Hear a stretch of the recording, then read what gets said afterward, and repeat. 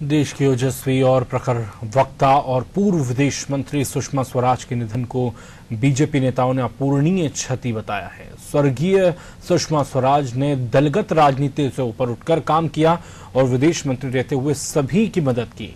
आइए सुनवाते हैं आपको बीजेपी नेताओं ने क्या कुछ कहा। आदरणीय सुषमा दीदी के संदर्भ में जितना बोले उतना कम है। मां सरस्वती उनकी जीवा पर विराजी रहती थी। वो कोई भी बात जब कहती थी बहुत चिंतन मनन और अध्ययन करके उस बात को कहती थी। कार्यकर्ताओं का मनोबल बढ़ाने का उन्होंने काम किया। राजनीति को उन्होंने हमेशा सेवा नीति में प्रणीत किया, चाहे वो विपक्ष में रही हो चाहे वो पक्ष में रही हो। जब केंद्रीय मंत्री थी और बीच में उनका जब स्वास्थ्य खराब हुआ तो आईसीयू में जब भर्ती थी तो सारी जो विदेश मंत्रालय की फाइलें थी लंबित ना हो जाए तो वहां उन्होंने बैठकर काम किया। आईसीयू में साइन करती थी, पढ़ती थी, अध्ययन करती थी। और ट्विटर जो उनका था, अब उनके बहुत सारे फॉलोअर्स थे, वो सारे ट्वीट्स को पढ़ती थी। सिर्फ पढ़ने के लिए नहीं पढ़ती थी, यदि कोई किसी ने अपनी परेशानी इस ट्वीट के माध्यम से उनके तक रखी है तो वो ट्विटर के माध्यम से ही नहीं तुरंत उसको संज्ञान में लेती थी। आज वो हमारे बीच में शरीर नहीं है, लेकिन मैं इतना जरूर कहूंगा कि हमारे मन मस्तिष्क में, हमारी यादों में वो हमेशा जिंदा रहने वाली हैं। मैं उनके श्री चरणों को प्रणाम करता हूँ, अपनी श्रद्धा सुमन अर्पित करता हूँ। देखिए, आदरणीय सुषमा जी भारतीय जनता पार्टी की पहली महिला प्रवक्ता भी हुई। वो जिस भी पद पर रही उस पद का उन्होंने मान बढ़ाया, उसकी गरिमा बढ़ाई। कई लोग पदों के कारण बड़े होते हैं, लेकिन सुषमा जी अपने व्यक्तित्व के कारण बड़ी थी। वे मुख्यमंत्री रहीं, विदेश मंत्री रहीं, स्वास्थ्य मंत्री रहीं, न जाने कितने पदों को उन्होंने सुशोभित किया और जिस पद पर भी रहीं उस पद की गरिमा बढ़ाई। लोगों को दिखाई दिया कि कुछ अलग काम हो रहा है, भारत के उत्थान के लिए, राष्ट्र के उत्थान के लिए कुछ नया काम उन्होंने किया। मध्य प्रदेश में आज ज़्यादा सन्नाटा, ज़्यादा त्रासदी या ज़्यादा अवसाद में हम लोग इसलिए हैं कि मध्य प्रदेश पर उनका लाड़ माँ की तरह था।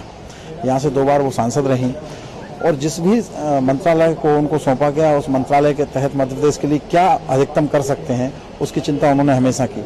संगठनात्मक रूप से भी उन्होंने यहाँ कई लोगों को गढ़ा है। यहाँ जितने बड़े बड़े आज नेता दिखाई देते हैं वो कई नेता ऐसे हैं जो एक बड़ी बहन की छाँव में, एक माँ की ममता की छाँव में यहाँ पल भर कर बड़े हुए हैं, जिनको आज हम जानते हैं। इसलिए स्वाभाविक रूप से मध्य प्रदेश के लिए अत्यंत दुख की घड़ी है। वैसे तो पूरे भारत के लिए दुख की घड़ी है।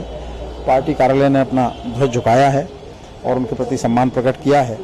ईश्वर उनकी आत्मा को शांति दे और उनके परिवार को भी ताकत दे के वो सहन कर सके सब साथ में। ऐसा नेता लाखों साल पृथ्वी तपस्या करती है तो धरती पे आता है। मैं युवा मोर्चे का जब प्रदेश अध्यक्ष था तो चंडीगढ़ में एक आम सभा को संबोधित करने गया था।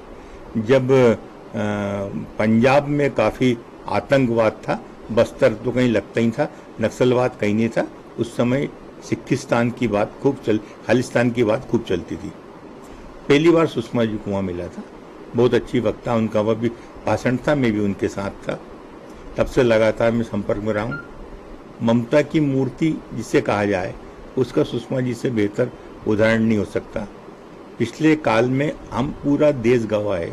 वो बेड पे थी, उठ नहीं सकती थी, परंतु ट्विटर पे या व्हाट्सएप पे एक भी मैसेज आता किसी व्यक्ति का कि वो विदेश में है और संकट में है, सुषमा जी पूरी ताकत लगाती उसकी सहायता लगाने के लिए। इतना एक्टिव विदेश मंत्री हमें पहली बार मिला था। मैं उनको सत सत नमन करता हूँ। आदरणीय सुषमा दीदी के